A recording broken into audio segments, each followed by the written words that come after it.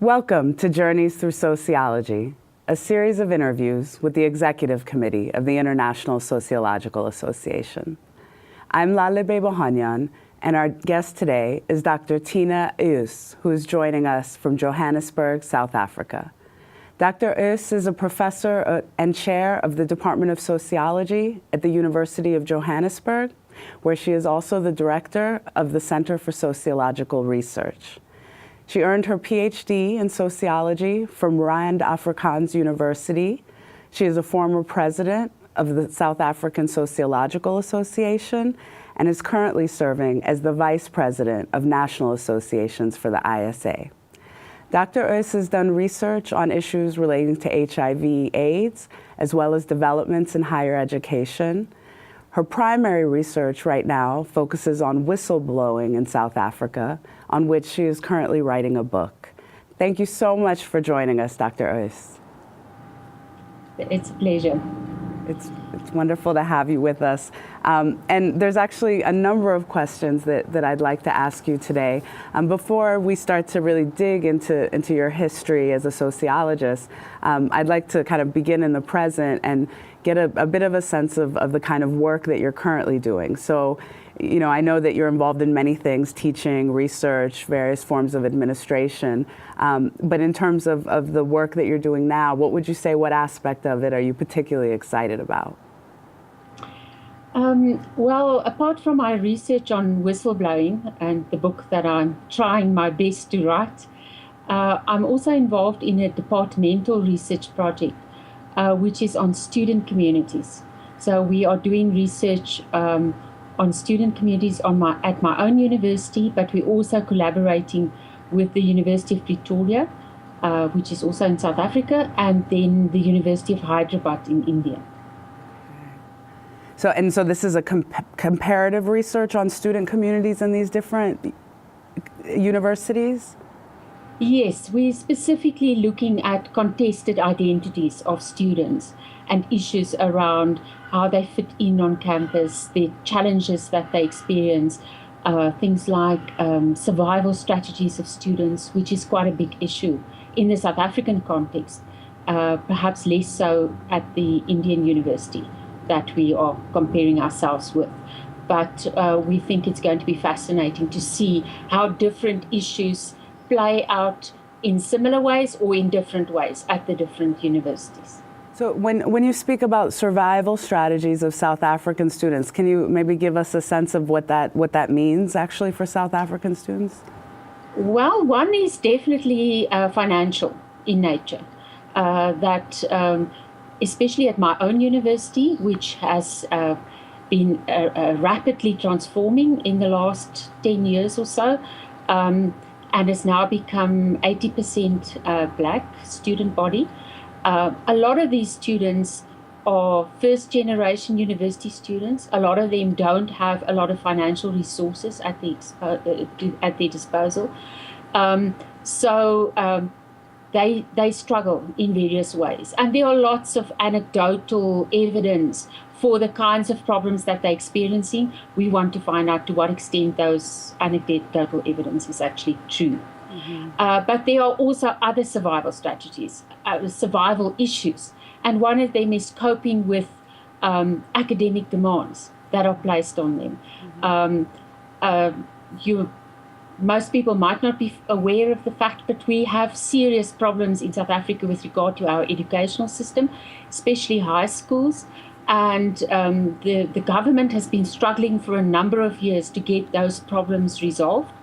And those problems feed into the universities, so that the universities have to overcome some of the lack of foundation that students should have received at school level, which they now have to get at university level.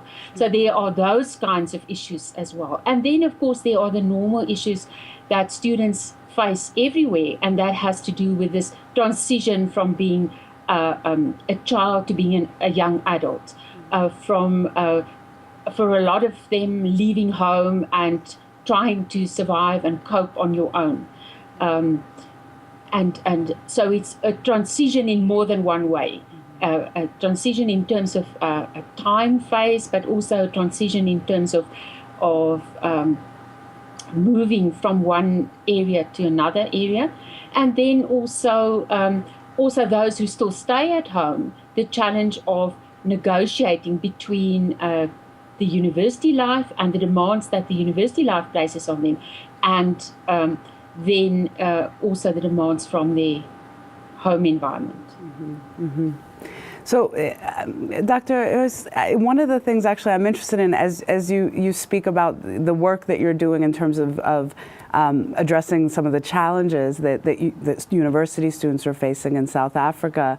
And I know that you have a long history of kind of building South African sociology. You're the chair of the Department of Sociology at the University of Johannesburg and the director of the Center for Sociological Research. So one of the things that I'm interested in is how you were drawn to sociology in particular. So when you look back, can you perhaps identify for us some of the reasons that you've been drawn to sociology? I landed in sociology by accident. Sociology is not a course that is offered at school level in South Africa.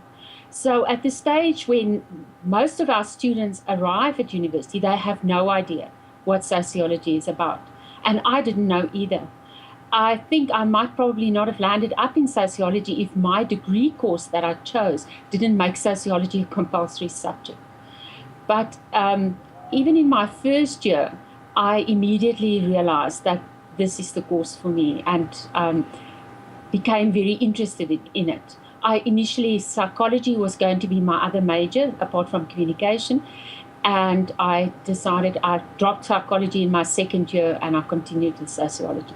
So what was it about sociology that led you immediately to feel like this was for you? One element of it was the kind of issues that were addressed in sociology. I found that I was actually much more interested in looking at relationships, from interpersonal relationships to teams, to organizations, to groups, to communities, to society as a whole. I'm more interested in what makes relationships between people, between organizations, between groups work. And what kind of problems do they experience? How do you resolve those kinds of problems? And then another thing was a kind of a mentor that I had in my first year. One of the senior professors who taught us, even on a first year level, who was really a very exciting kind of lecturer, very involved with her students.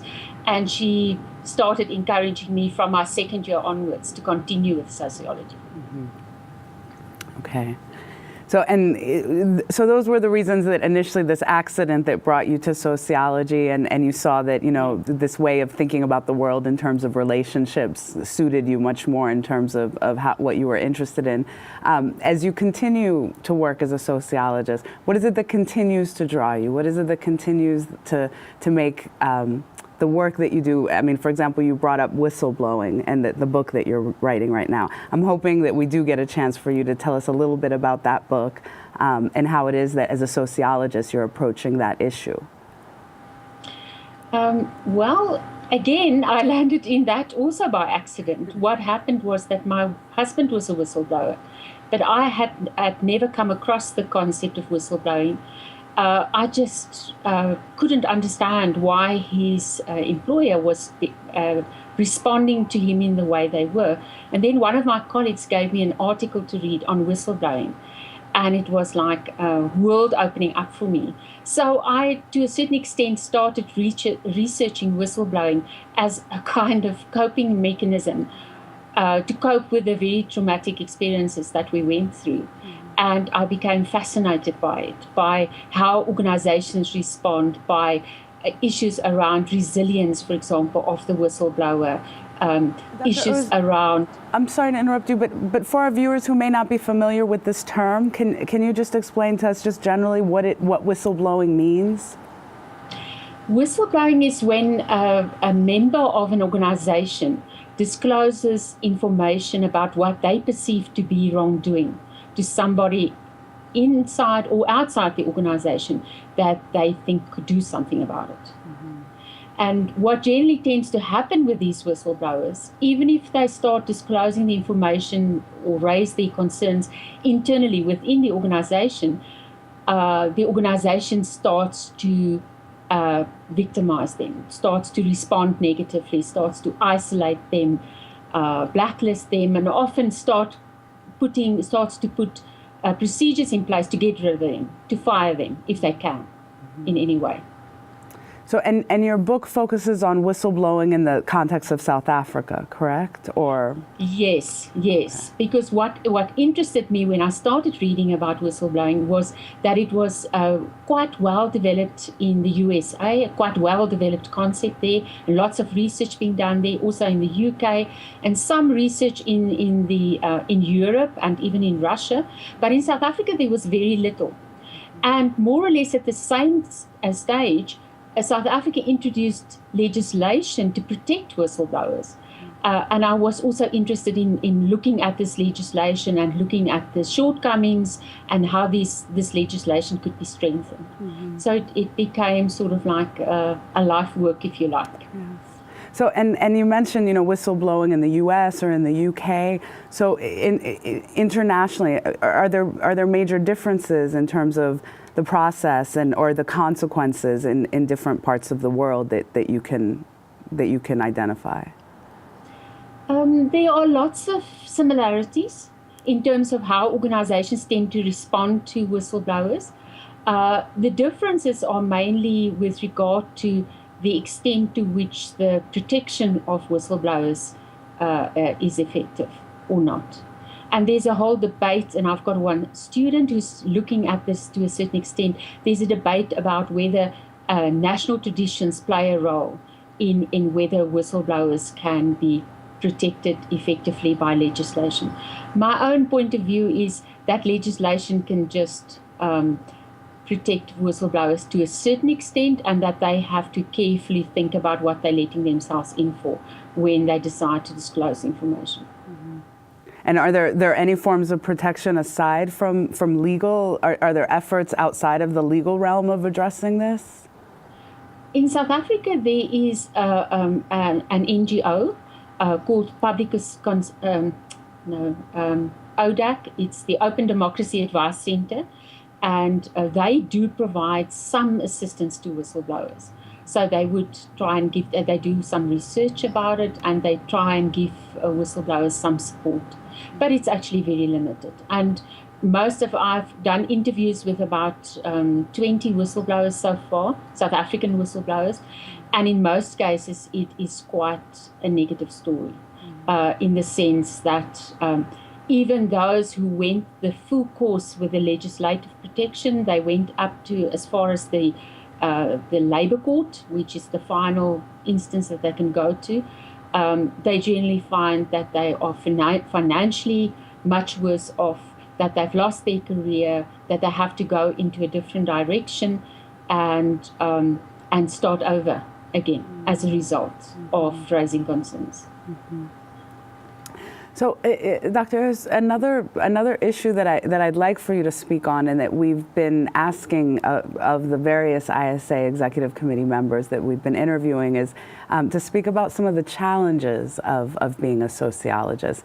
And we've had all kinds of issues raised, the challenges of the boundaries of sociology, whether in terms of disciplines or in terms of perhaps a Eurocentric kind of history of sociology, the challenges, economic challenges of language, of trying to be locally relevant but engaging globally. So collectively, the ISA members at this point have really kind of put a whole bunch of issues on the table that I think are faced by sociologists all over the world. And I would be really interested in hearing your thoughts on this. In your experience as a sociologist, what would you say have been some of the most kind of significant challenges that you faced? Well, one of the challenges is the massification of universities in South Africa. In my own department, we have 11 members of staff, and we have over 2,000 undergraduate students alone, and about 60 postgraduate students, which is a very demanding way of living your sociological life. For example, on our first year level, we don't have venues that are big enough to accommodate the 1,200 first year students we have. So we have to repeat our lectures 3 times, which is quite exhausting.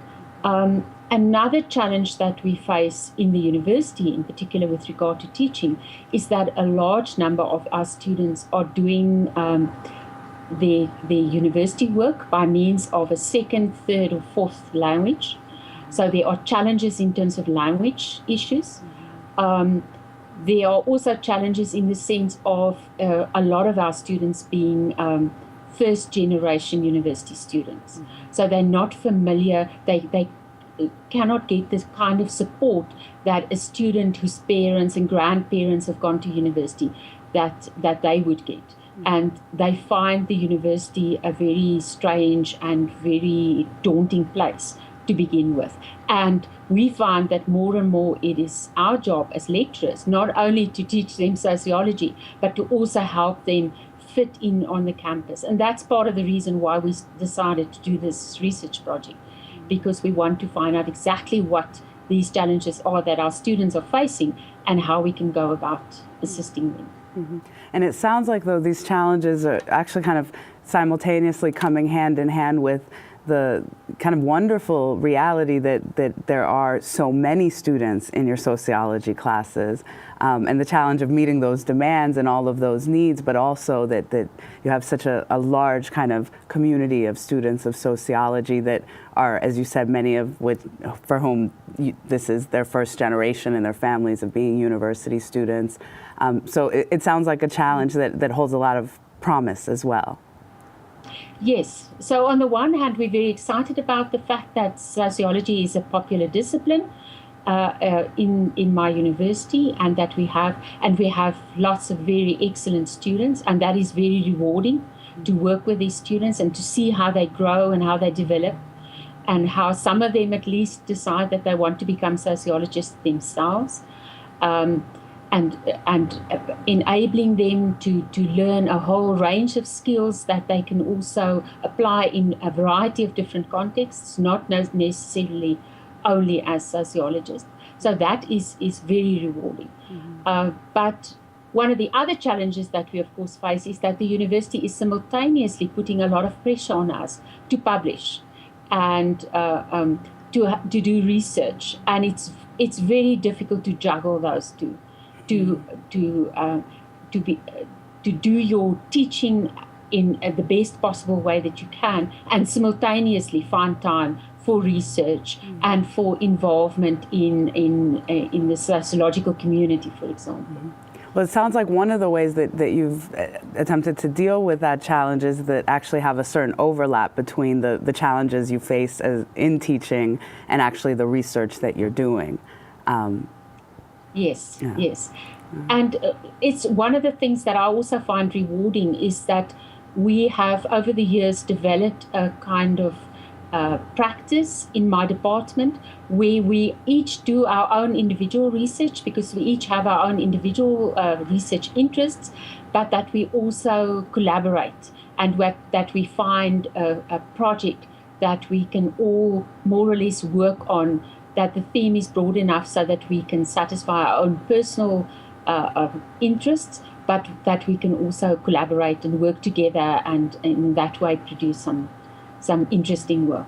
Right. We have recently completed a project on exclusion, citizenship and social capital, of which the book should come out hopefully next year. So, and I mean, we've talked a bit about your research on whistleblowing, a bit about your research on higher education. Could you also perhaps maybe tell us a little bit about the research that you've done on HIV and AIDS as well? HIV and AIDS, my HIV and AIDS research started initially as one of these joint projects as well that we did in the department. And one of the major things that we did was a number of years ago, it was about 2000, there were lots of concerns in South Africa, especially about university students and about the prevalence rates among young people in particular, but then university students also.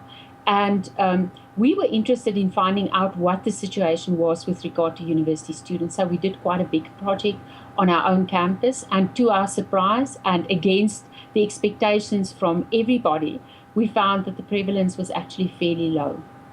And but the positive spin on that, the positive outcome from that as well, was up until that point, my university didn't provide any kind of medical facilities on campus or support. There were no condoms made available and nothing like that. And since then, the university has implemented, we've now got a VCT clinic on campus, but that campus is, the clinic has now developed as broader than just dealing with HIV and AIDS issues. It also provides general support to students, referrals, and sort of like basic medical needs of the students that are provided in. So I find that quite rewarding. Yes. That sometimes your research can also lead to some practical improvements in the day-to-day lives of your respondents. Yes, yes. So, Dr. we're have a little bit of time left, and the one final question that I would like to pose for you today is, if you had not become a sociologist, if this hadn't been the career trajectory that you chose for yourself, what else do you think that you might have been interested in pursuing? Well, when I was a little girl, I thought I was going to become a ballerina, which was a totally unrealistic ideal because I grew up in the rural areas. There was no ballet teacher within 100 square miles or even more than that. But I was convinced, and I took out this book from the library and I practiced those exercises. But by the time I reached high school, I realized that this was not going to happen. As far as careers are concerned, well, as I told you, I landed up being a sociologist by accident. There were various stages when I considered other careers. One that I considered was law. And even at the end of my first degree, we had done a course in communication law that was offered by one of the law professors. And he was encouraging me to change direction and to become a lawyer rather. But in the end, I decided to stay with sociology. And luckily for us, you did, yes. Well, doctors, I want to thank you very much for being with us. It's been really, really wonderful having the time to have this discussion with you. Thank you very much. I've enjoyed it. This has been another journey through sociology with Dr. Tina Us. Please join us next time when our guest will be Dr. Yoshimichi Sato from Japan.